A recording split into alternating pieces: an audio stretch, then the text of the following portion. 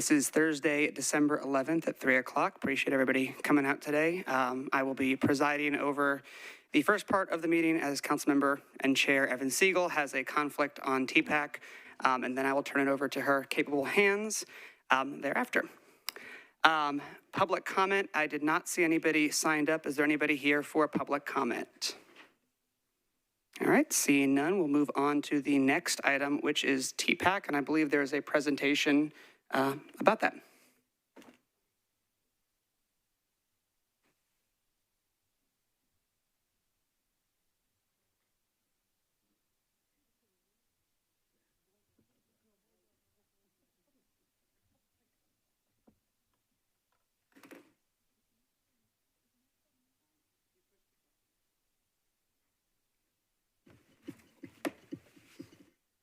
All right. Hello, everybody. Thank you, Vice Chair Kupin. Thank you, members of the committee. My name is Masami Tyson. I work for the Mayor's Office. I'm the Mayor's Chief of Staff. And just want to thank you for this opportunity to go through our agenda today. But before we do, I just wanted to say a few general comments, if I may. The first thing I wanted to say is that, as you are all aware, we've had some transition in the mayor's office. Namely, we had my former colleague, Bob Mendez, who had worked largely on these types of deals, depart the mayor's office. And in particular, on this particular deal and agreement, my colleague from the Department of Finance, and then Tom Cross from legal, sorry, Janine Reed, I forgot to say your name. We kind of tag teamed and brought this agreement across the finish line.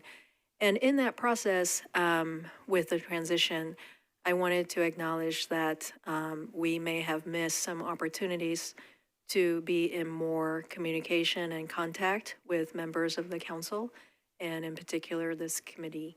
And as I acknowledge that, I wanted to say that going forward, we would really like to make sure that we make ourselves available to keep this body apprised of progress with these deals and other such matters pertaining to the East Bank for this committee. With that, I would like to start the presentation. So, thank you. And sort of in that spirit, instead of diving right into the TPAC deal, I want to talk about the background and how did we get here. Now, each of these things, either this body or the Metro Council as it existed at the time, the first one being back in 2022, is very familiar with Imagine East Bank, which was the precursor or sort of provided the blueprint of what we are doing with our East Bank. And again, pertaining to TPAC, the second large important milestone was the Master Development Agreement, also passed by this body back in April of 2024. And then there was a non-binding memorandum of understanding that was passed on that same day back in April of 2024. I just wanted to say that this council, I think this body is very familiar with the contents of that MOU. And as you can imagine, as that was a non-binding memorandum, and as it was based on facts and circumstances that were apparent at the time, you will hear more about this in a minute from Mr. Cross and Ms. Reed, but of course the end result, that is the agreement that we will present to you today, has some differences. And then after that, there was a deal between Metro and TPAC. That is what the pending legislation is regarding. That was announced on November 18th. And then again, the legislation that is pending that was filed a few days later on November 21st. That is the legislation that is before you. And then after that, Councilman Coopin led a Section 230 community meeting, giving our community the opportunity to learn more about the deal and to ask questions surrounding it. So that is the timeline that is relevant to sort of the background of how we are at the point we are today. I just want to start out by saying what this deal really represents. And as it says here, it was an opportunity for Metro to gain a new world-class arts venue, first of all.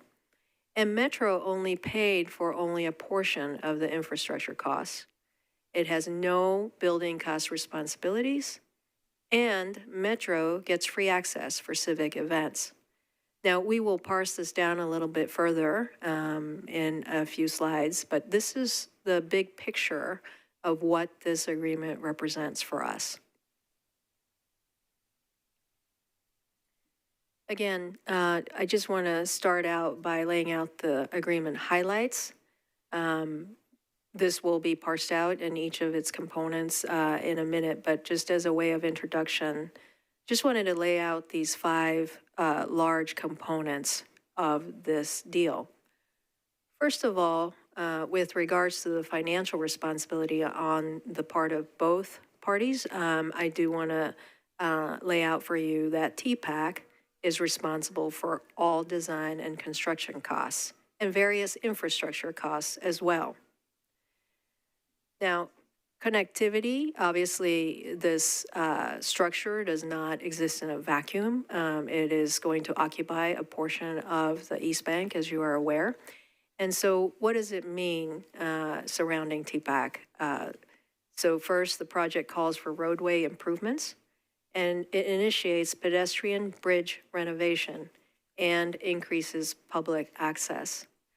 At this point, I just want to go ahead and supplement some details around the pedestrian bridge. As I've already mentioned, the MOU had called for some infrastructure responsibilities, financial responsibilities on the part of TPAC pertaining to that pedestrian bridge. And the reason is that the structure at that time was envisioned to have the bridge be a physical part of TPAC. So naturally, at the time, it was envisioned that because the bridge was going to actually be a part of the TPAC building, then TPAC would foot the cost of that bridge. As the agreement stands, and so here we are, several seasons later, the bridge is going to be a freestanding structure. Again, it is not a part of TPAC, and therefore that is not the responsibility of TPAC. More on that later. Third, in terms of public use and benefit, which is exceedingly important to Metro, obviously. So as it says here, Metro and MNPS get free use for 30 days per year, and the venue serves as a year-round cultural asset through a long-term lease. And then fourth, strict safeguards. So there may be cost overruns, as there often are with these large-scale projects. So what happens when there are cost overruns? So cost overruns pertaining to the infrastructure of TPAC and TPAC's other responsibilities are the responsibility of TPAC. And TPAC also must meet a series of project deadlines. These are both laid out in the agreement. And then finally, logistics and operations. TPAC will use Metro-owned parking at market rates, and TPAC will coordinate construction with EBDA to minimize impacts. So again, this is just the overview, and we will get into some more details here in a minute on these. So at this point, I'd like to turn it over to Mr. Cross to talk about some of the details. Do you want me to just, yeah, I'll do it. Yeah.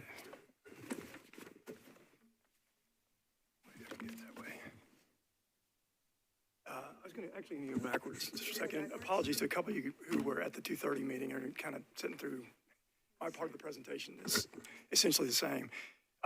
All of you were here for approval of the Fallon deal, and a couple of you were here for the approval of the Titans deal too. And so almost all of these large projects where somebody is building something on somebody else's property, a substantial building, even a McDonald's on somebody else's property, there are usually two main documents. One of them is a development agreement, and one of them is a ground lease. At the end of the ground lease, typically the improvements come back to the owner of the property, though at that point they might or might not be worth anything. But for those of you who sat through similar presentations on the Fallon deal or the NFL deal, these documents are kind of similar in that respect. There's a development agreement. Development agreement's sort of the part of the deal that says who does what. In this case, it sets out TPAC's responsibilities for funding, designing, and building the Performing Arts Center itself and some related infrastructure that goes with it. On this drawing, to the left of, well, it's labeled TPAC. That's on some of the other documents that we have. That's the E2, and the road immediately to the left of it, to the north, is Victory Way, and they're responsible for building to Metro's standards for the East Bank the portion of Victory Way that goes from Davidson Drive up to the East Bank Boulevard. They're also responsible for a portion of Davidson Drive to the pedestrian bridge. Metro will be responsible for a portion of Victory from the East Bank Boulevard up to 2nd Street, which is the curved road just to the west of the stadium. Metro will also have some responsibilities on Davidson Drive, and that's that curved street just to the west of TPAC. Some of that work can only be done when and if the CSX tracks are removed, but the road itself can be placed into service regardless. That's sort of the orientation of the layout and the development agreement and the lease. This is helpful just mostly for orientation. The design work is only partially completed, and one of the things that this is missing is some steps that are going to connect to the pedestrian bridge and come down. And part of the lease agreement entitles public use for those two sets of stairs to the east and west. So again, this is sort of helpful for layout and orientation, but this doesn't represent the final design by any means.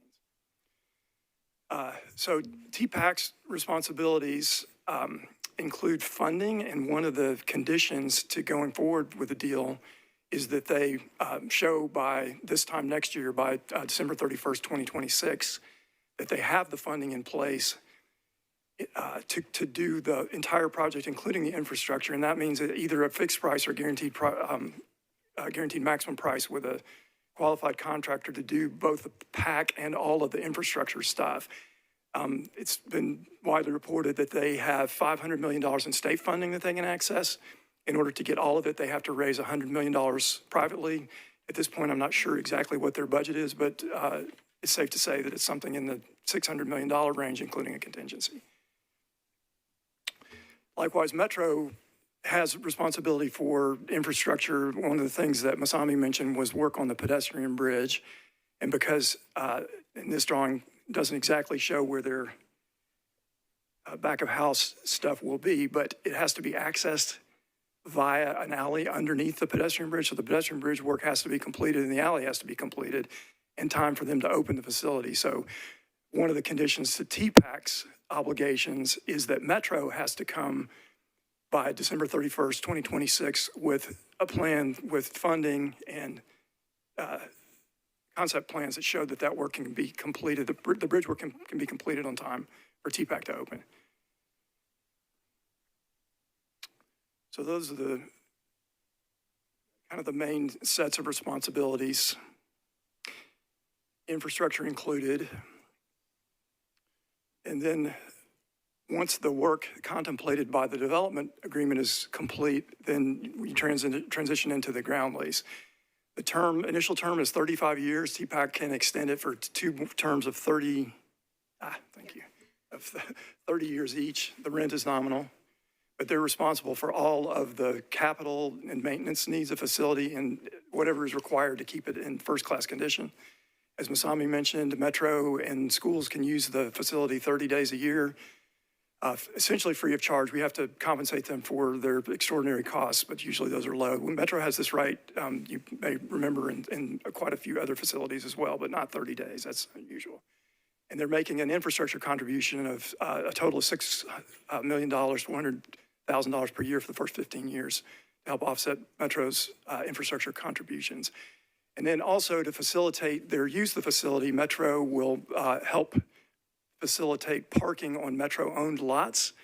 It's possible that Metros will have access to some privately owned lots too. In any event, they're going to pay market rate for the lots that we do make available to them. That's sort of the high-level view. I think I probably am going to have to change this. Yeah, I think you are. I can't get this one to work. Sorry. At least I get a high chair. I know, it's really low. Yeah, it's really low. I thought I was just short, but that seat is really low. Sorry, Tom. So Janine Reed, Director of Finance, thank you all for being with us today. I'm going to walk through the financial responsibilities between TPAC and Metro. So as you can see on the slide, TPAC is responsible for the facility construction. This does include all design and construction of the new building. They are also responsible for the infrastructure work that Tom has mentioned. This includes roads, sidewalks, bike lanes, and utilities around their building. In addition, TPAC is contributing $6 million in total to Metro for infrastructure costs. They are also responsible for all operation and management costs of the building on an ongoing basis. This includes maintenance and capital improvements. On the Metro side, we are responsible for some of the infrastructure work that Tom mentioned, in particular, the renovation of the pedestrian bridge that is adjacent to the TPAC facility. We will be reconstructing 2 roads that Tom also mentioned. Those include sidewalk, bike lanes, and utilities. We will be relocating the Piedmont gas line that is on the TPAC site and ensure access to the site for various utilities.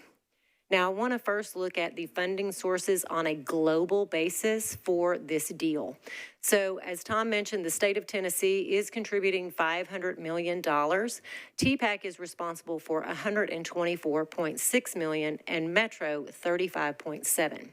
The TPAC contribution is broken down into 2 pieces. One is around $100 million, which they are responsible for raising through pledges. And it's kind of like a match. So as TPAC raises those pledges and provides support to the state, then the state will release funds to TPAC at that time.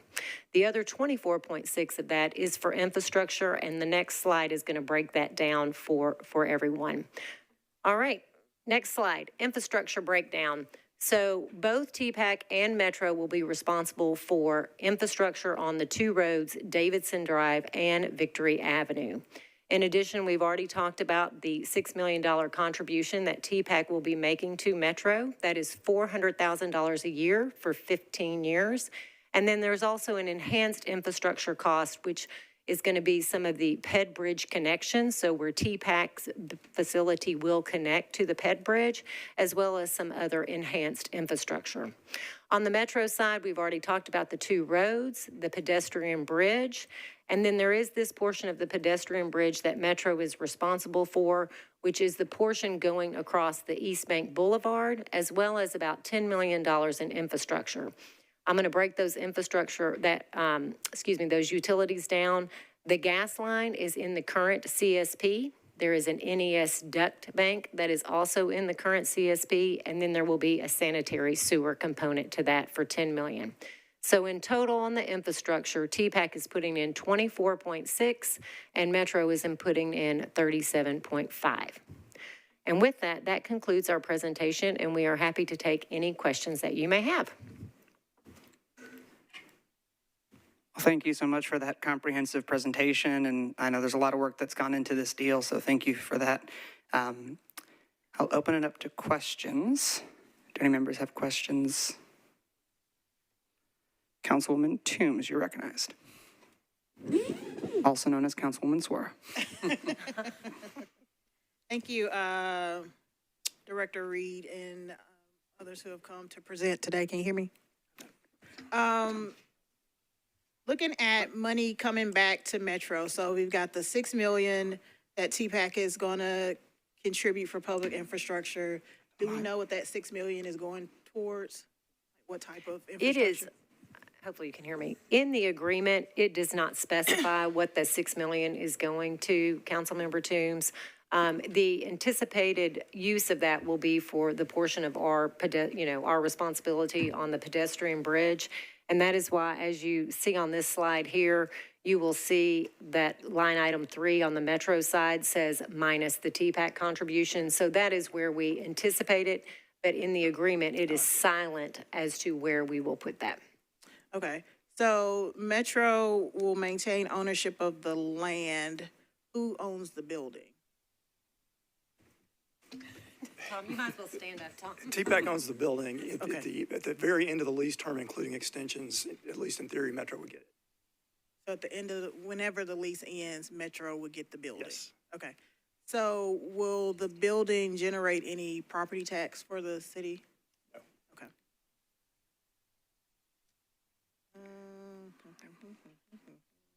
The free access, is that 30 days total for Metro and MMPS, or is that each?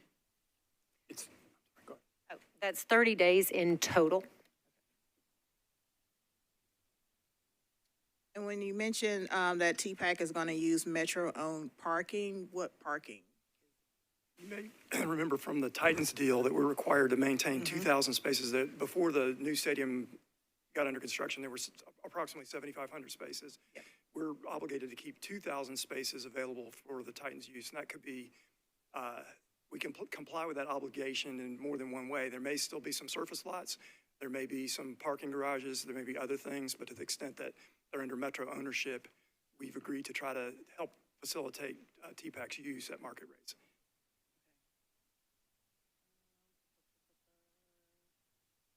For the 35.7 million that Metro is putting in for infrastructure costs, what does that look like in terms of debt payments? It's a really good question, and I don't exactly have that number because we're not exactly sure of some of the timing of this other than the 2 pieces that are in the current CSP. Chair, I think that's all I have for the moment. Thank you so much, Councilwoman Toombs. Councilman Parker. Oh, I would need to turn, do that already. Thank you, Vice Chair. Thank you all for presenting here today. I've got some questions, as you probably anticipated, about the pedestrian bridge and how this agreement relates to that. So it was stated early in the presentation that this agreement initiates the pedestrian bridge renovation. So it's been a few days since I looked over the master development agreement docs. Of course, there's lots of references to TPAC's work on the bridge in those documents. So that'll be, I guess, in conflict with the new arrangement where they're not contributing to the bridge. But any of our agreements that we have executed today, do they oblige us to extend the bridge out across the new East Bank Boulevard?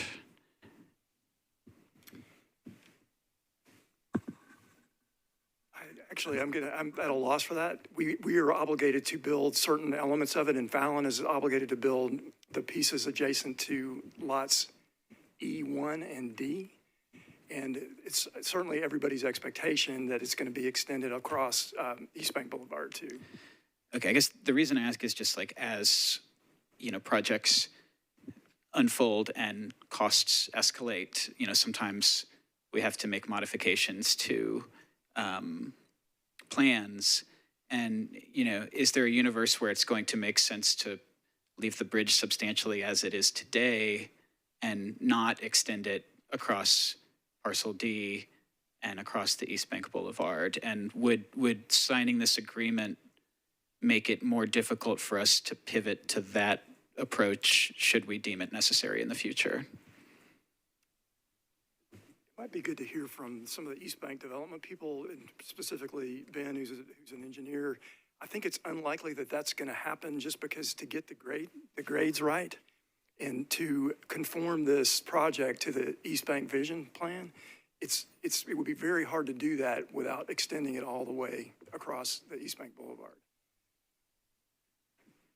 Vice Chair, did you want to go to I was the, going to say, I can go over to the pseudo planning table. Pseudo planning. That's right. That's us. Pseudo planning. Yeah, I would say that the kind of the genesis of your question is we are signed up to do the construction with the Fallon Company of the portion of the PED Bridge extension through parcels E1 across East Bank Boulevard and D. The remaining portion is the E portion that is along the TPAC facility. There is a possibility that it could be modified in the future in Pivot if the redevelopment is not occurring in the way that we anticipated. I don't believe there's anything contractually in this deal that signs us up for it in perpetuity. Not in the TPAC deal. it, This just takes the responsibility off of TPAC to do anything related to the bridge, but Metro has to do some work to the bridge in order to be able to, it has to raise it effectively in order to be able to build this alley. And once you've done that, all the grades from there east are going to have to change to conform to that. and the grades you're referring to are to have like ADA level grades across at least the east portion of the bridge. Yes, and in addition, the vision document contemplates programming of the bridge along the TPAC, but between lots E and F, and it needs to be flatter there. And so you have to make adjustments all the way out to get ADA compliance and to make it safe. Okay, thank you. And just a couple more questions about the bridge. So the MOU from a year and a half or 2 years ago, whenever that was, included specific language about preserving access for pedestrians and cyclists to the bridge, to avoid closures of the bridge. That's not in this agreement. I did look closely, and there's language that makes sure that we've got access on either side of the bridge on parcel E and parcel F in different parts of the agreement. So thank y'all for looking ahead and putting that for if there's a need for temporary access or whatever that's going to look like. But with it not being spelled out in this agreement, like how are we approaching that commitment that we made when the MOU was filed to keep the pedestrian bridge open? So when the MOU was filed, as I mentioned earlier, that bridge was the responsibility of TPAC. It was part of the structure, the physical structure. And so we were so if that had been what the structure ended up being per this agreement, then we could have kept that requirement for TPAC to ensure access, et cetera. But because now the pedestrian bridge is a freestanding structure, it would not have made sense to include that provision in this particular agreement that is between Metro and TPAC.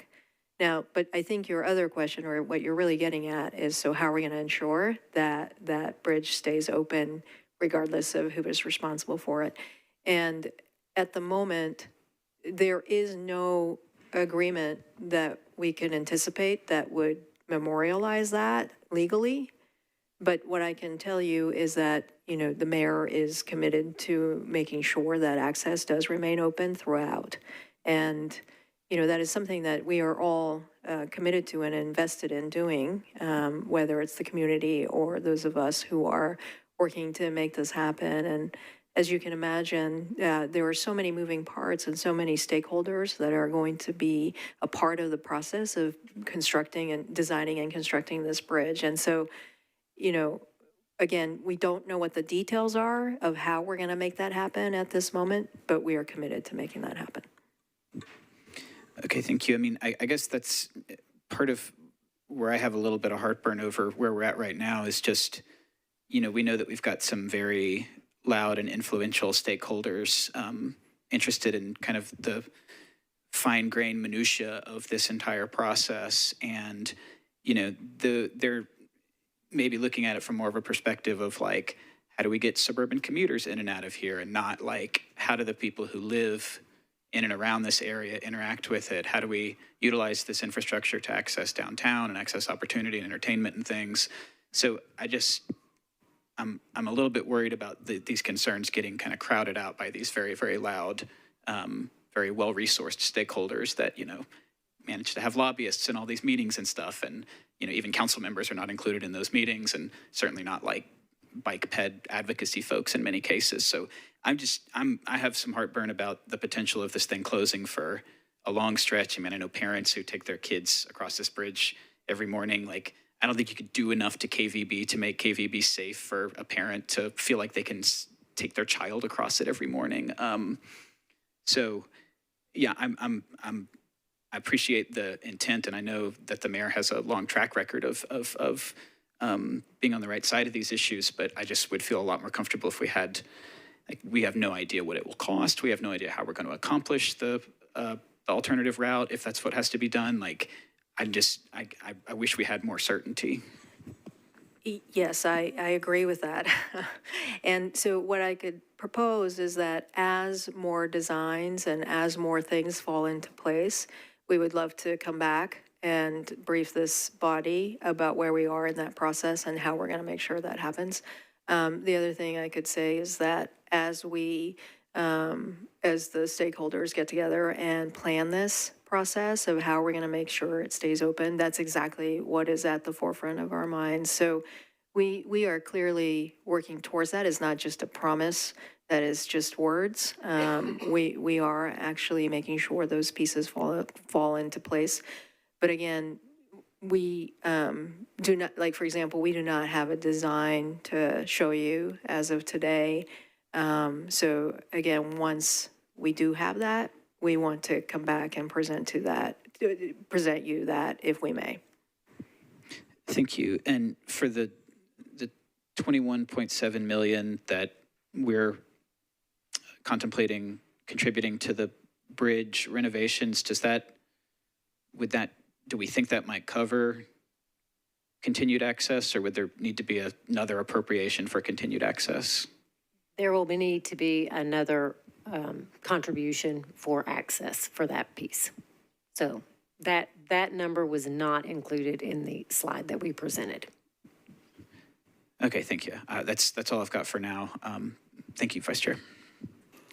Thank you, and I believe we've got Councilwoman Vo. Thank you, Vice Chair. A lot of my questions were answered, but I did want to ask, how was the nominal rent calculated? I think just for the community to be aware and understand that. The nominal rent was negotiated as part of the access that was given to Metro for the 30 days.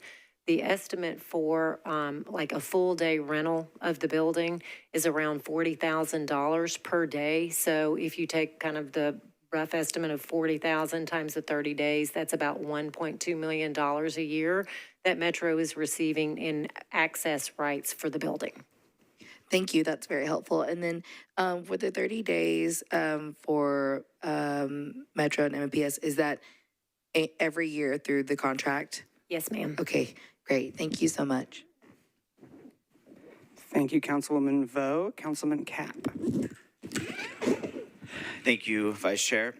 So I want to associate myself with what Councilmember Parker said. This is a really big deal for the sort of lived experience and the neighborhood of the folks who live on the east side.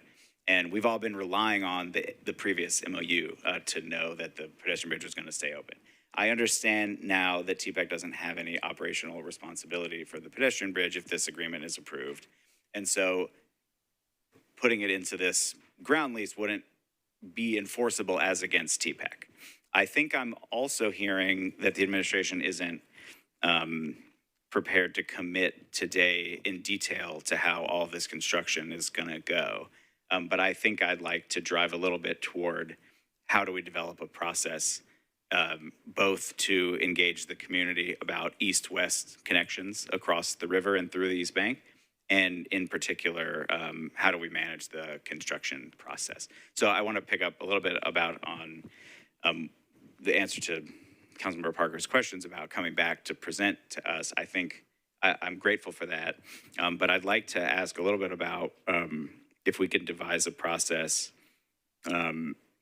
of driving toward a binding public commitment to make sure that all modes of transportation can be available at all times and safe across the river. Hypothetically, I hope this doesn't happen, but say something, has to get transported across the bridge, or the bridge has to get, the pedestrian bridge has to be encumbered for a short amount of time. How do we publicly work toward making sure that other modes are open? We pedestrianize or, let bikes onto a different bridge that day or something in order to do that. So would the administration commit to a series of those conversations in this forum so that we can, as you learn more about the construction timelines and the needs, that we can sort of manage that in a public way to drive toward a good commitment for east-west connections? Yes, absolutely. Okay, thank you. So I just happened to see that there's an agenda item 6 coming up, so maybe we can even get one of those on the calendar later in this meeting. My next question is, the previous agreement contemplated a ramp to exist, I believe it was on parcel F, essentially alongside the pedestrian bridge while that, bridge span is being extended. I understand TPAC is no longer responsible for that, but what's the plan for that ramp?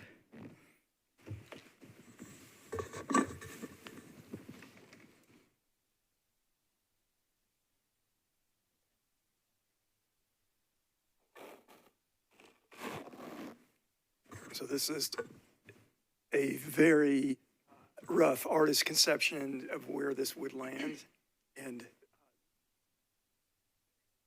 Ben can tell you more about it. But I think the current idea is for it not to land in F. I'm sorry, it picks up in midair? Okay. Okay, sorry about that. So the current expectation is that it will not land on F, but there will be some kind of a spiral or a paper clip or a horseshoe or something that brings you down from bridge level to grade. And our previous agreements expressly required that the grade of that ramp to be equal to or gentler than the currently existing pedestrian bridge span. Is that still the case? I think if we're going to build something new, it's going to need to be ADA compliant. And as I bike on that bridge, I don't think the current one would be ADA compliant if it were built today. Yes, thank you. So it's not going to land on parcel F because parcel F is due to be built on? It's due to be built on, and actually I should have mentioned this in my part of the presentation. It's also necessary in the interim for TPAC to have and for Metro to have for laydown area during construction work on the bridge and for TPAC itself. So Fallon has agreed to allow the lot to be used that way. They have the right to get everything off of it if they, on 12 months' notice, if they want to develop that lot. Okay, thank you. I appreciate that, and I will look forward to future discussions about east-west connections generally as we're managing all of this stuff, and thank you for your commitment to that. Mr. Cross, would you push the button on that mic? I'm curious to see if we can get that one working so you don't have to keep leaning over. Does that turn on at all? No, nothing. Okay, well. I think you have to do it from the controller, but They're both on. Going off over to Councilman Gregg.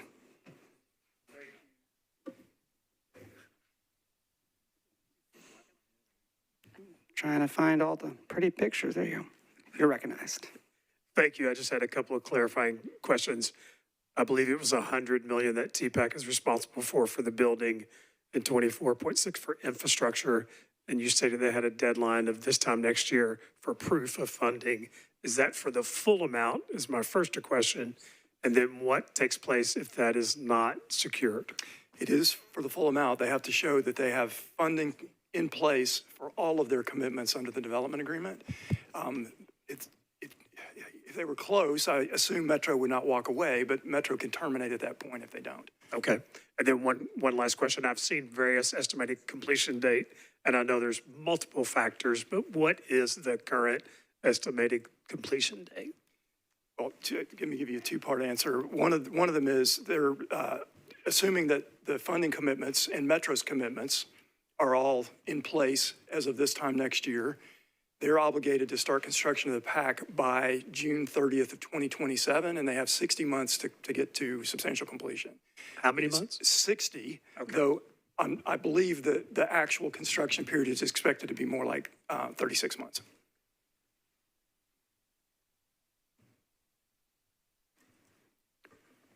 Any other questions? Thank you. Gonna make sure I turn these up. I've just got a couple questions myself. And I do want to also associate myself with the questions and concerns that were raised about the pedestrian bridge and access. Hopefully fall of 2027 is the start of the second Mayor O'Connell administration, but of course that's something that has to be done. And so when we start talking about fall 2027 construction, I think having something codified, having something locked in would be really, really important. And that access was a big piece of the MOU. I know it was a big piece of some of the East Bank Initial Development Area 230 meeting. So appreciate the mayor's office willingness to commit to that and to work on that. I know it's very important to the mayor and to us. And so I just want to associate myself with that. In the same kind of vein of keeping things open, Wasioto Park is adjacent to both the TPAC site itself and I think the laydown area.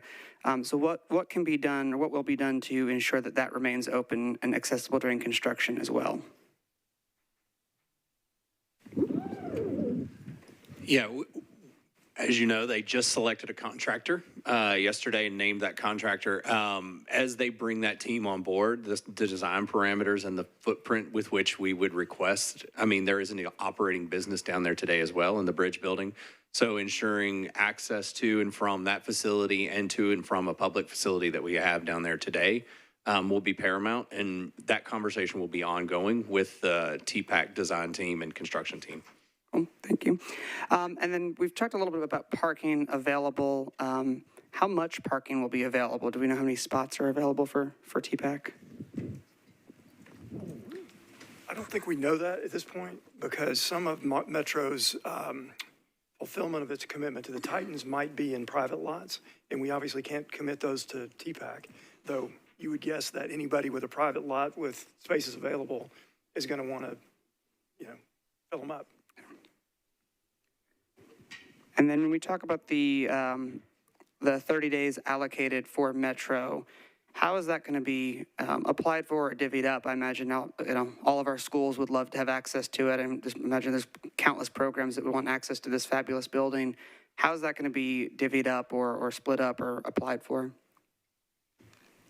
That's not addressed in the contract, and my guess is if it's oversubscribed, as your question suggests, it might be that schools are going to have to come up with some kind of a scheduling lottery or protocol or something to sort it out. Perfect.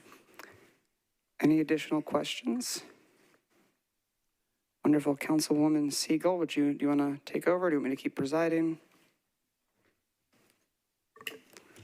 I'll hand off the gavel. Thank you to the folks presenting on TPAC. Really appreciate it.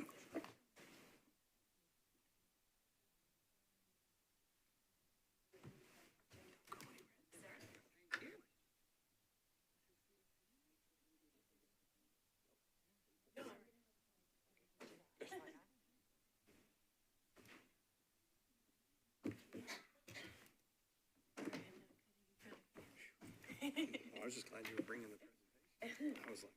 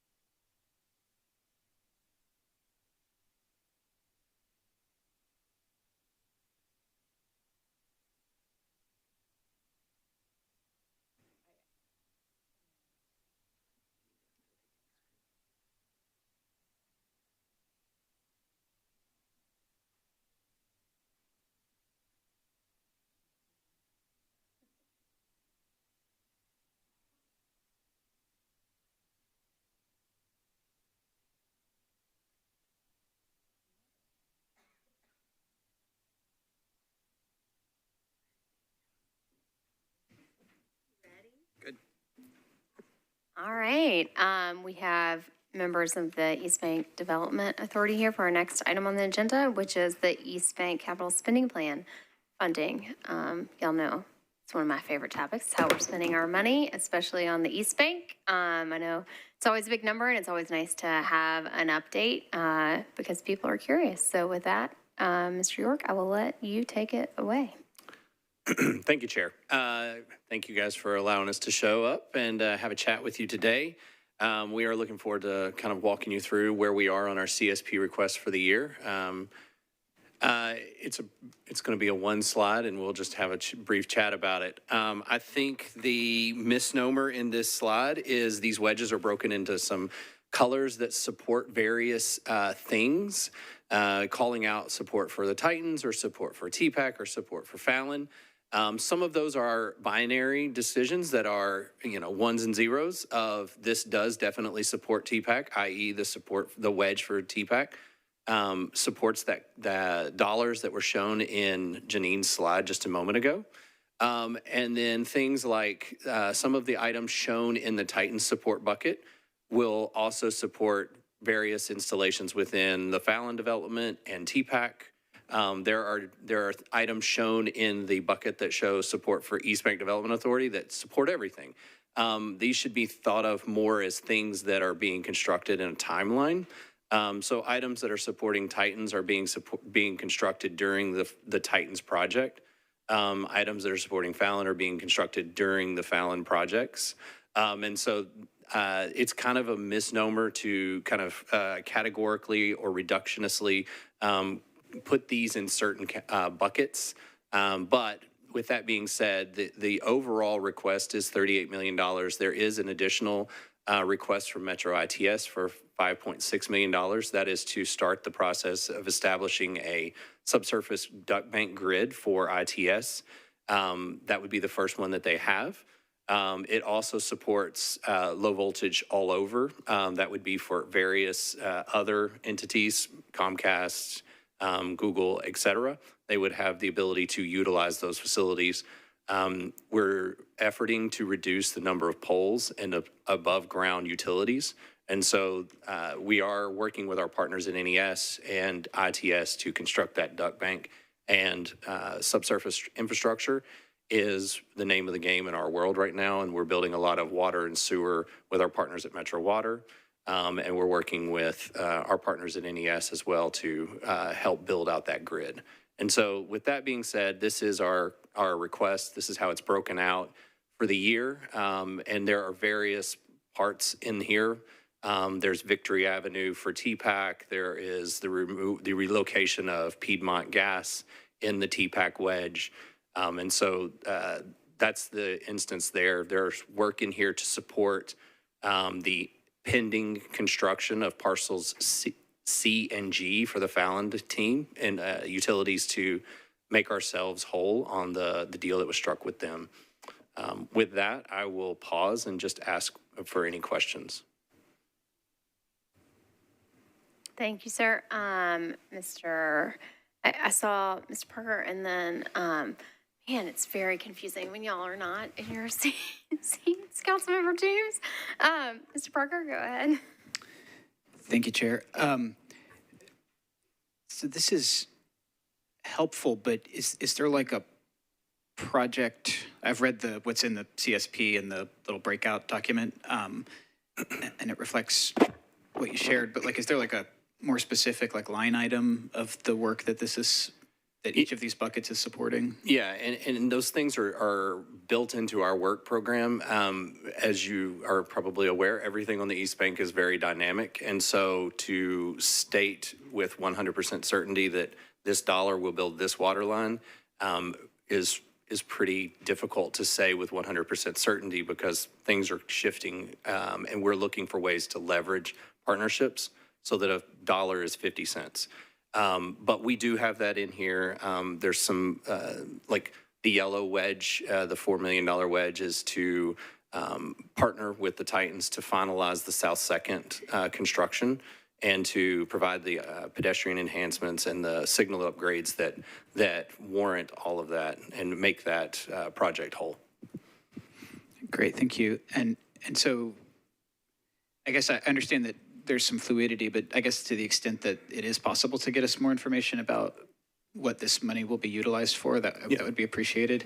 And I do want to thank y'all for the emphasis on not just power and other utilities underground, but data, telecom stuff. I mean, I'm hoping that that is going to be a model for working with some of these telecom providers in the future, and that maybe we can get some less substantial ductwork along our right-of-ways as we repave and as we do various things, because, you know, right now we're digging, covering, and it would be great to have reusable ductwork with plenty of room for all of our telecom providers all over the county. But I'm glad y'all are leading on that here on the East Bank. Thank you. All right, thank you. Councilmember Toombs. Thank you, Chair. And this question is primarily for the viewing audience of probably like 3 people, but just wanting to see where we are so far as our total investment in the East Bank. So I know this is the 2026 CSP request, and it's 38 million. Is the 5.6 in the 38, or is it 38 plus 5.6? Okay, so for 2026, it's 43.6 total. How much have we committed to the East Bank prior to this request? So the East Bank started in 2019, it appears. It looks like about north of 100 million has been allocated. About 60 of that is in right-of-way acquisition dollars. And so that money is still sitting in a bank account somewhere, but it is accounted for and allocated to right-of-way. It's just a longer purchase. It takes a longer time to get through that purchase process. So as of right now, that has drawn down, that $60 million is pulled out of that. And then we have been working on various projects within the entire East Bank to support various other developments, whether that be Oracle all the way down to the East Bend project. So how much have we actually spent today? Do you know? I could get back to you on that exact number, but right now I don't have that in front of me. Okay. That's all I have, Chair. Thank you, Councilmember. Does anybody else have any questions on this? Okay. I was just going to ask, and apologies if some of this was already covered. I'm unable to participate in the TPAC conversation, so I stepped out for most of that. But does any of this CSP funding cover the East Bank Boulevard or any improvements necessary for the East Bank Boulevard? Nothing in this CSP covers anything related to the East Bank Boulevard other than the right-of-way that had been previously put in CSPs. There's nothing in this CSP. Okay. And what about the pedestrian bridge? There is a line item in here for professional services that could be utilized to further the pedestrian experience throughout, or biking and pedestrian experience throughout the East Bank, not just the Ped Bridge or not just various bits and pieces. It would be for the entirety. Okay. And that would be like an outside consultant who would come in? Is that? Correct. Yes, we have under the $6 million wedge, that is professional program management and professional services. And so that is available to go and purchase that resource and that intricacy. Okay, that's helpful. I think I'd also be curious in the further breakdown and the total spend versus not spend to date as well. So maybe if you could just get that to the council office and the council office could get it to the committee members, I think that'd be helpful. Okay, can do. Does anybody have anything further? All right, seeing none, we will move on to the East Bank Boulevard.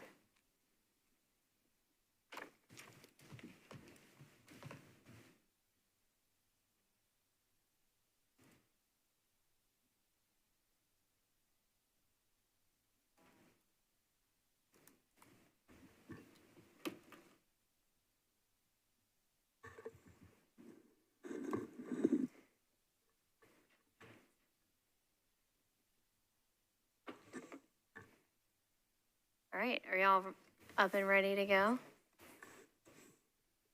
We are. All right, if you could Thank just you, Chair. introduce Evan Siegel. yourself and take over.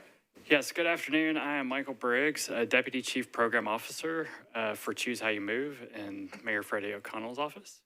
And I've got Anna Greider, who is the Chief Operating Officer for the East Bank Development Authority.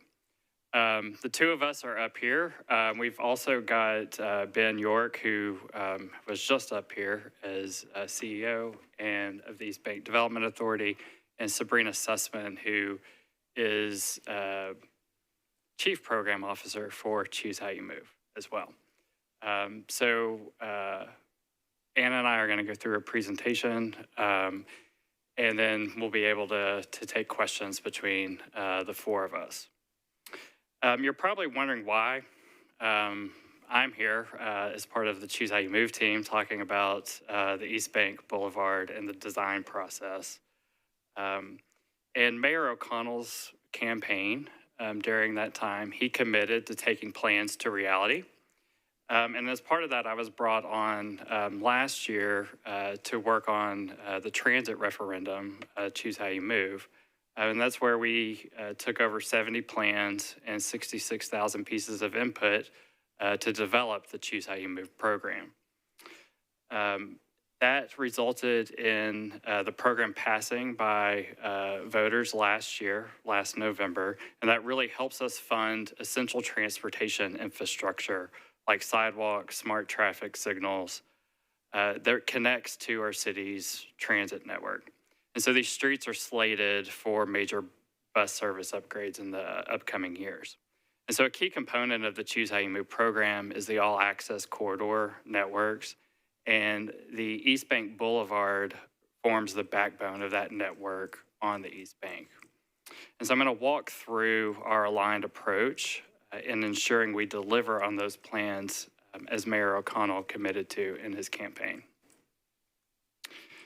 So I need to emphasize several points.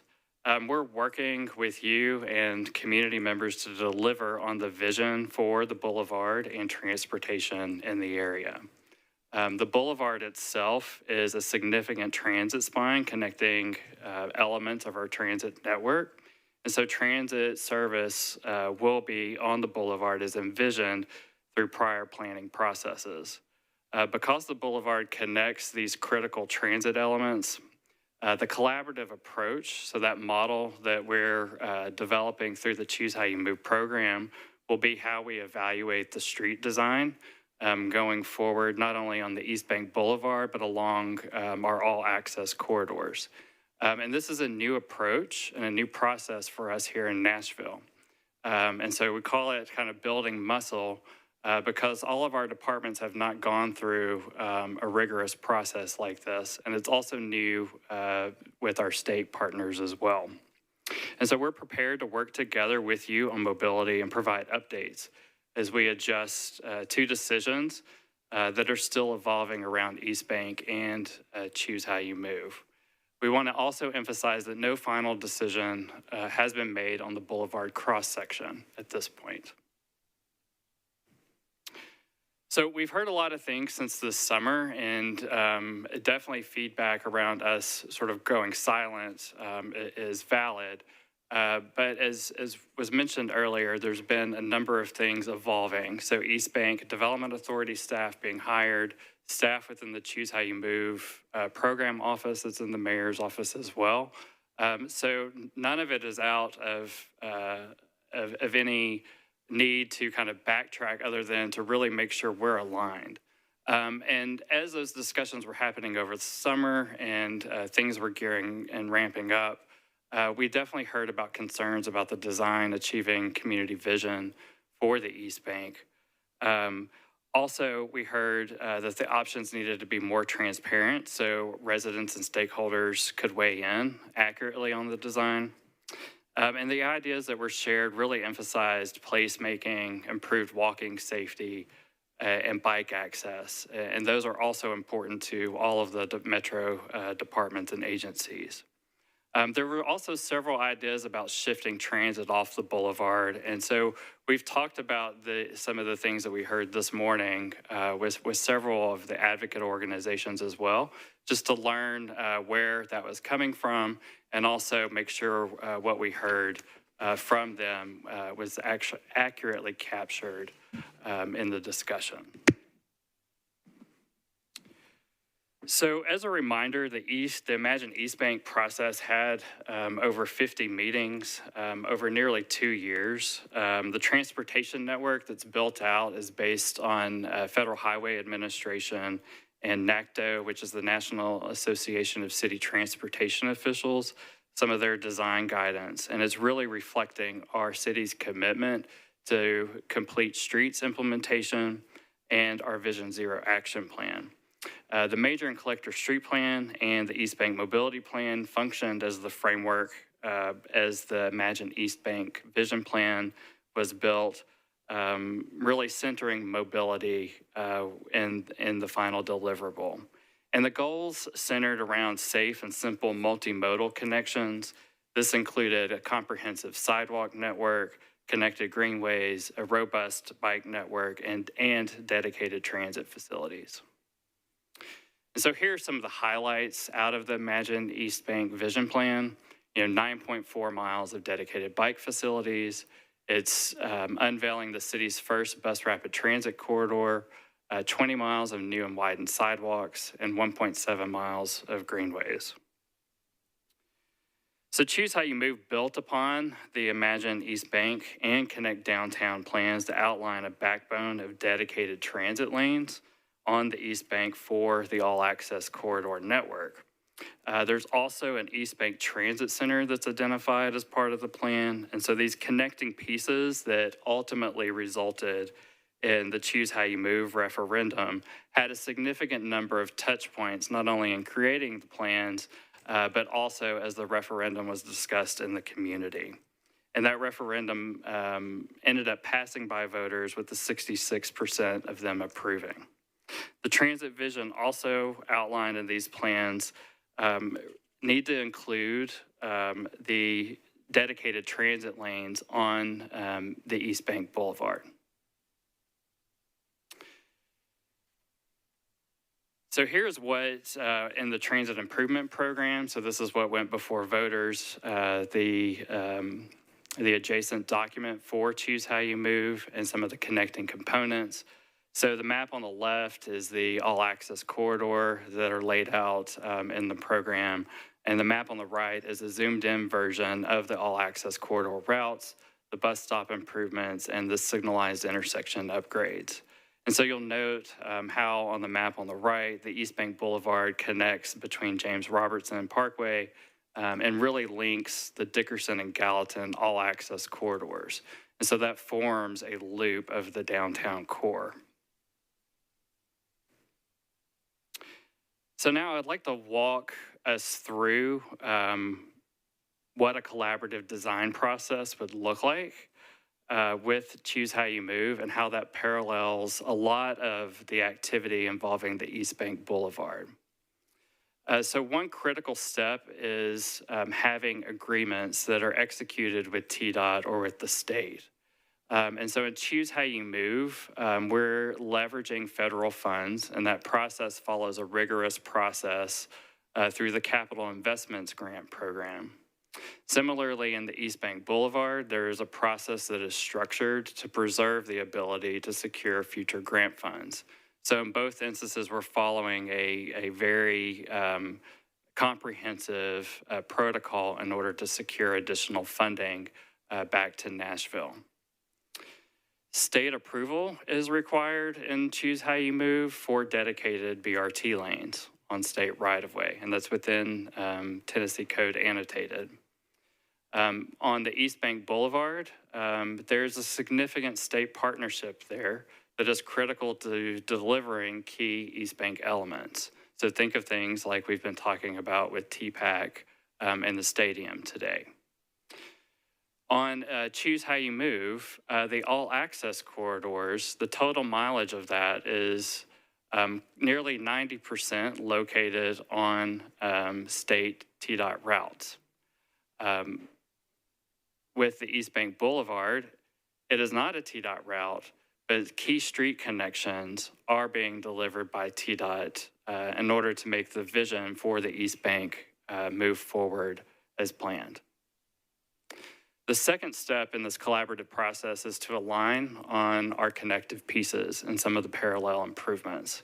So it's not just talking about the street or the corridor itself, that's often the name of what we're discussing, but it's looking at some of the parallel connections, parallel streets, and how we build out a truly multimodal transportation network for the area.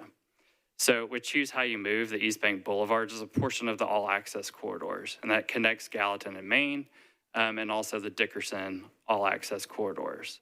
Similarly, the East Bank Boulevard has the first dedicated BRT lanes that were envisioned, and those connect to those same pikes that were the backbone of the all-access corridors.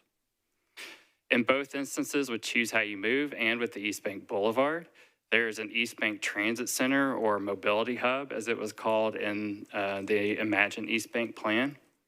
And then finally, with the all-access corridors, we're going to be studying parallel streets. So it's not just the pike itself that we're often looking at, but we're looking at how we make multimodal connections and improvements, not only on that street, but along adjacent streets as well. Imagine East Bank similarly includes a network of parallel streets for multimodal improvements. So the third step in this collaborative process is to really take a nuanced approach by phase. So it's looking at the context of where the corridor traverses. And that's really helping us to enable flexible improvements because we're looking at designing a street according to the context or what has been planned. So with Choose How You Move, the street designs must be a state partnership to deliver the community vision, but it's rooted in the Choose How You Move outcomes that we have presented and will continue to discuss with our advisory committee. The East Bank Boulevard is a street design that connects to East Bank elements, but in those elements, there's a state partnership in order to deliver the Imagine East Bank vision. In both instances, street designs will vary by block, responding to the infrastructure, the building fabric, the narrow right-of-way with some of the all-access corridors. With the East Bank Boulevard, the street design can vary by section, and it's responding to planned developments, data that's used to help analyze and refine the design, and also access to some of the sites and right-of-way. And then finally, a context approach really ensures that we can do continuous improvement and deliver a high-quality street on the all-access corridors over time. And so similarly on the East Bank Boulevard, a phased approach that looks and centers around a lens of flexibility will deliver a high-quality boulevard over time. So you might be thinking, what is a continuous improvement? Because that's something that's new as well within Nashville. And really, it's centering around this example where in one context approach, we might look at an all-access corridor that is similar to the East Bank Boulevard. In this example, the existing conditions show streets that lack sidewalks. There's oftentimes signals that need to be upgraded and safe crossings. But on the all-access corridors, we're utilizing these same streets for frequent transit today. These streets were oftentimes built to move traffic at high travel speeds and no sidewalks, but they're the backbone, again, of the transit system.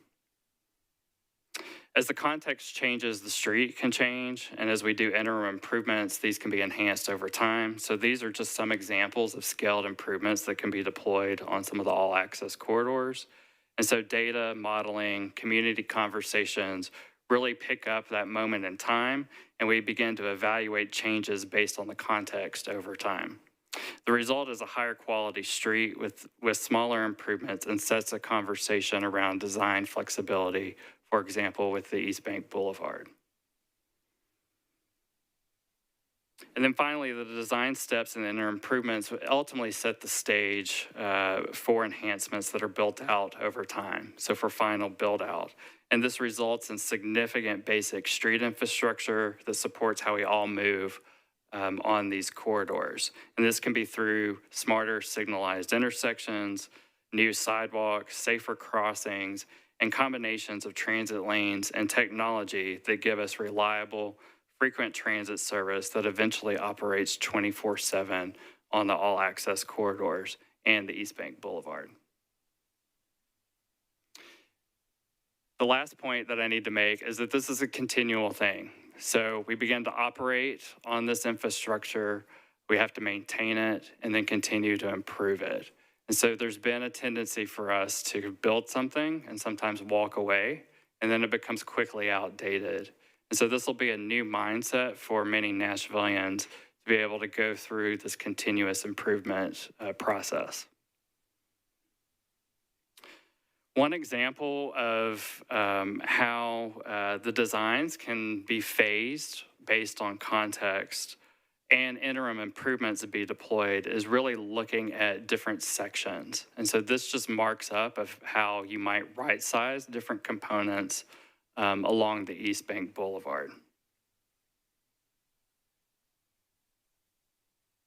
So it'll take time for us to see opened elements of the transportation network on the East Bank, and then particularly the boulevard.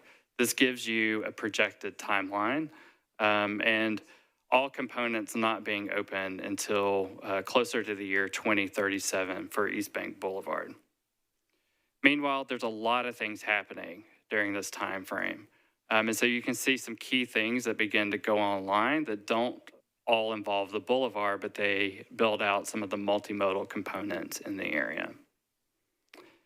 And then finally, we've got connections to Main and Gallatin. Similarly, there's connections to downtown.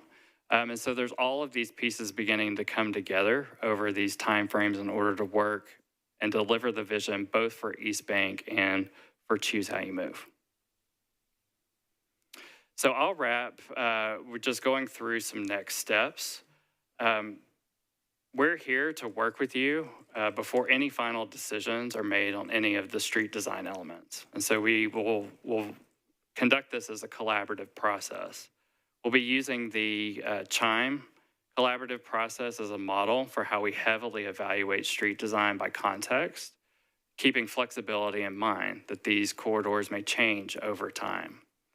We anticipate a community update and feedback on some of the evaluation closer to summer of next year. And this really sets the stage for keeping grant funding opportunities open in order to construct the East Bank Boulevard. So now I'm going to toss it over to Anna to go into a few updates as well, because you're beginning to see some stuff on the ground in the area. Awesome. Thank you, Michael. Good afternoon, Council and Chair. Thank you for the opportunity to speak to you about the East Bank. I'm Anna Greider. I'm the Chief Operating Officer for the East Bank Development Authority, formerly with the Planning Department, and formerly led Imagine East Bank. So I wanted to just talk about a few of the factors that have been going on this year that have really impacted the East Bank Boulevard process. So first of all, Ben York and I were officially EBDA staff in April. And also in April was the first public meeting that most people attended on the East Bank Boulevard. Subsequently, Choose How You Move program team came on board, and we needed to spend time onboarding that team to all the background and the years of work that had been done on Imagine East Bank and the Boulevard. Additionally, with the scrapyard sale and subsequent rezoning, that's a huge new development that we had not predicted during East Bank, Imagine East Bank, or really that anyone had considered previously. So understanding a change in land use in that part of the East Bank was needed to be factored into the East Bank Boulevard process. Additionally, Oracle's updated renderings that show a significantly less density than is entitled in River North impacts levels of traffic and trip generation for that site. And then obviously, as we've talked about today, the TPAC deal. So those are all large projects, and there's more that I could talk about when it relates to the truck stop and other rezonings and developments on the East Bank, but they all play a factor in the data that is going into our understanding of what the East Bank is going to look like in 10, 20, 30 years. And then there's ongoing factors. We're still awaiting FEMA's official adoption of the floodplain maps as recommended by the U.S. Army Corps, which will firmly establish the elevation at which the boulevard should be built. We're also still in protective purchase of the corridor through certain segments where smaller property owners own right-of-way that we need for the boulevard. And significantly, there's been a lot of uncertainty at the federal level with regards to NEPA. NEPA is the process that we're following to preserve our federal funding eligibility, and federal funding is critical to the execution of the boulevard.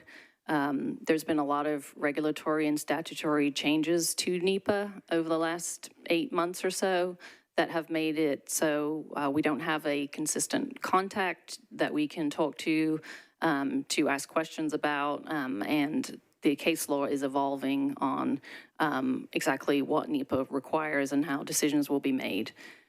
All those things have kind of led to difficult and changing dynamic work environments as it relates to the boulevard. NEPA is the process for environmental review, and it preserves our eligibility for federal grants and financial assistance. It is a very lengthy and technical process that requires very specific technical studies and a consideration of a reasonable range of alternatives. And through the NEPA process, the preferred alternative is selected. It will ultimately be the US DOT who would approve and co-sign the NEPA.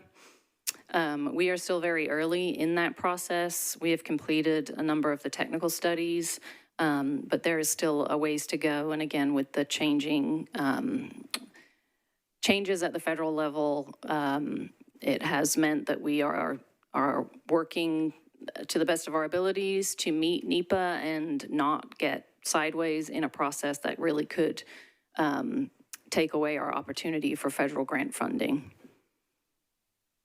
So as Michael was mentioning on the phasing,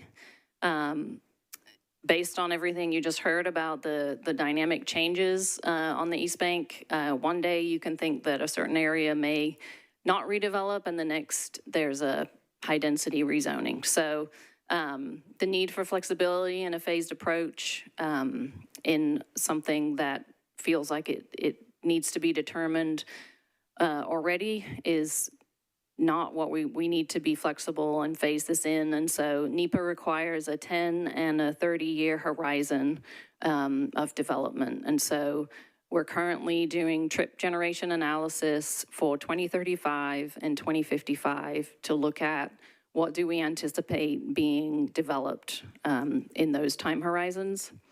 We've made adjustments to 2035 to push up the development of the former scrapyard earlier in our time horizon, and then to reduce the amount of square footage of office in the Oracle campus based on their entitlements. That analysis is all being done with a 60-40 mode split, which means that 60% are single occupancy vehicular trips, 40% are other modes, transit, biking, et cetera.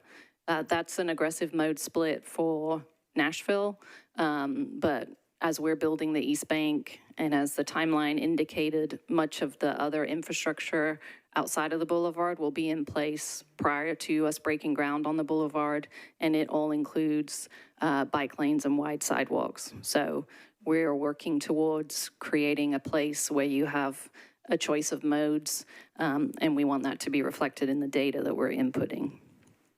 So before I wrap up, I just wanted to highlight a couple of the multimodal improvements that are currently on the ground that you can go and look at.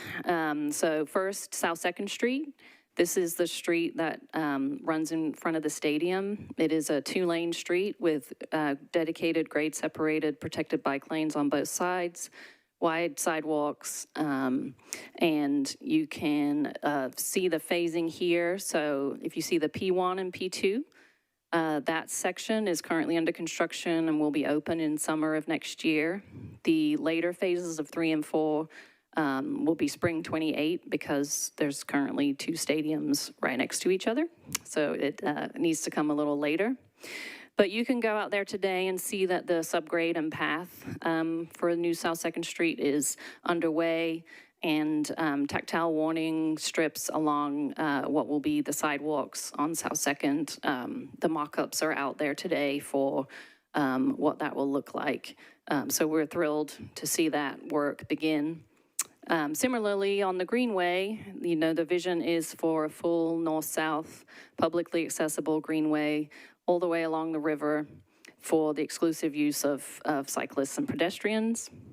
Right before Christmas, so in the next week or so, we anticipate the segment in front of, if you're familiar with the new Shake Shack and other, the apartment complexes over there at River North, that will be open. So today, they're completing the lighting and landscaping, had a really interesting reuse of existing concrete for pavers and benches. And so that segment will be open in the next week or so. And then we anticipate that the segment to the north, which would complete all the way up to Vashti, will open with the Oracle campus and the new pedestrian bridge over the river. So just wanted to highlight some of the exciting things that are happening, the things we're getting into the ground on our other multimodal streets. And I know that we're all happy to take questions, and thanks for listening. Great, thank you for that detailed presentation. Does anybody have any questions they'd like to ask? Councilmember Toombs, you're recognized. Really quickly, so with the expansion of the Greenway up to Vashti, any contemplation of going beyond that? Because there's my side of the river, there's more river past Vashti. So what's the future plans? Yeah, for the north side? Good question. I would defer to planning and NDOT. It's outside of the 550 acres that we are officially working with, but obviously we're not going to work in a vacuum. So I would want to have a discussion with planning and NDOT about the connections further. Thank you, Chair. Councilmember Parker, I saw your hand. Thank you, Chair. Just to echo my colleague's comments about beyond Vashti, I know that's not within the scope of the analysis y'all are doing for the East Bank, but I just want to echo that would be really amazing. There's kind of a path that can be forged today if one is feeling adventurous, and I'm not sure who owns that, so also gets appropriate permissions from all the property owners. But it could very easily be a really fantastic greenway extension, I think. And that kind of ties into, I know that there's a lot of focus on the East Bank Boulevard, and I'm going to have some comments and questions about that. But just reading through the public framework document this afternoon again, and I know that we're likely to have some more formal greenway stuff in the near future. There is just a lot of really cool and exciting stuff happening, accessibility stuff. I mean, the Riverfront Greenway is going to be phenomenal. So just want to just let everybody know there is a lot of cool stuff happening that maybe hasn't gotten as much attention as like a flashpoint like the Boulevard. Agreed. So I did want to address the notion of shifting transit off the Boulevard, because I think I've been somewhat of one of the responsible parties for proliferating that idea. So the idea is not to remove transit from the East Bank Boulevard. The idea is to expand the sort of rapid inner transit loop that's identified in Connect Downtown, to extend that across the interstate to 5th.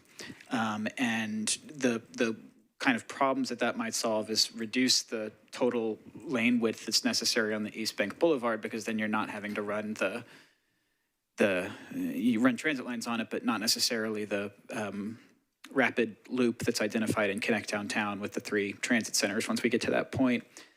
You'd also avoid a lot of conflict with event days. You know, we're figuring, what, like 100 times a year for load in and load out. There's going to be just seas of people walking this area. And you know, I guess part of the thinking, you know, like it's very obvious why we would want a bridge over a river. Less so for like a new road that we're building. And I'm guessing that the thought with the pedestrian bridge extending over the new road we're building is just that to keep pedestrians and traffic from conflicting. But like, you know, maybe if we were able to narrow that down, it wouldn't be as necessary to have a pedestrian bypass over that street. So it's kind of just like another approach that, again, I know that we've got the documents we've got the public framework that we've got, but, you know, things change. And just as I would like us to keep, you know, I asked for the Imagine East Bank document to include a renovation scenario as well as a new build for the stadium. I want us to keep in mind the possibility of not stretching the pedestrian bridge all the way to the mouth of the Titan Stadium across the boulevard. And I think it's worth keeping in mind the possibility of running the inner transit loop a little bit further north across the interstate on 5th.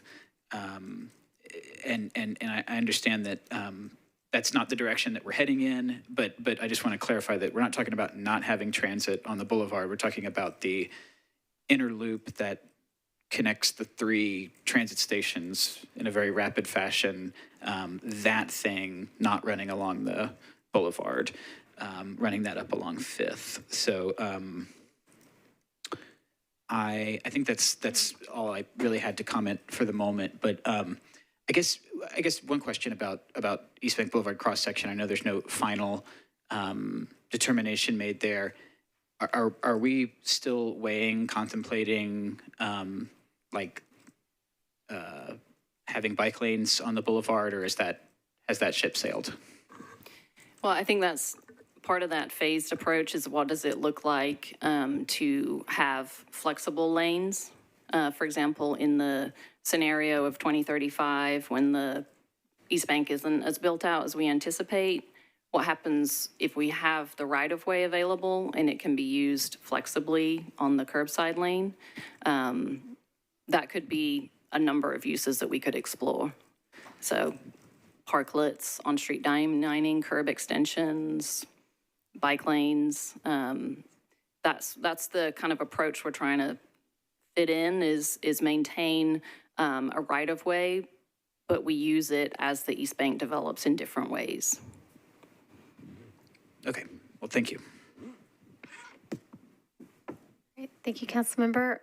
Does anybody else have any further questions? All right, seeing none, we are done with that portion, which I think concludes the portion for which we need the administration. The rest is just housekeeping. I think we will probably need another meeting based on my understanding of sort of how things are moving, probably in February. I know January is all hard for us. Nobody wants to be pulled back in for another meeting in the last 2 weeks of January, though we can certainly have one if somebody wants one. But you want to do it the first week of January? No. For those watching, we don't meet the first meeting in January, so nobody's going to be at a meeting the first week of January. Mr. Cap, however, will be there. But Mr. Cap, do you have a comment? I was going to say the Charter Revision. Oh, okay. So the Charter Revision Committee will be meeting that week. So if you're interested in that, there is something happening then, and you can join in and engage civically. I think probably February makes sense for us, but I'm curious if anybody has any thoughts or wants one sooner or later, or has any big, trips planned for 3 weeks in February that, if so, you can let me know. But if anybody has any thoughts on meeting schedule, I'd like to talk about that. All right, that looks good. So we can target February. I would anticipate that we will hopefully have further information on the East Bank Boulevard design process at that point. And then once the council office gets the information on the CSP, they'll distribute that to us so that we have it, because I know we're going to have to make that decision a little faster as well. Does anybody else have anything? Councilmember Cap? Well, yes, just I hope we can include continued discussion about how we're managing east-west connections in all modes at probably every subsequent meeting. You know, there might not be a ton of updates by February, but I think we should keep discussing it and working toward a framework to making sure that's well managed. Okay. We can make sure too that we have not only let planning and NDOT know, but parks as well, since greenways would be managed by parks, so that everybody is kind of on the same page and make sure they're aware of it and have somebody here, if at all possible. It's a lot of East Bank Parks, NDOT planning all coming together. So, all right, with that, we're adjourned.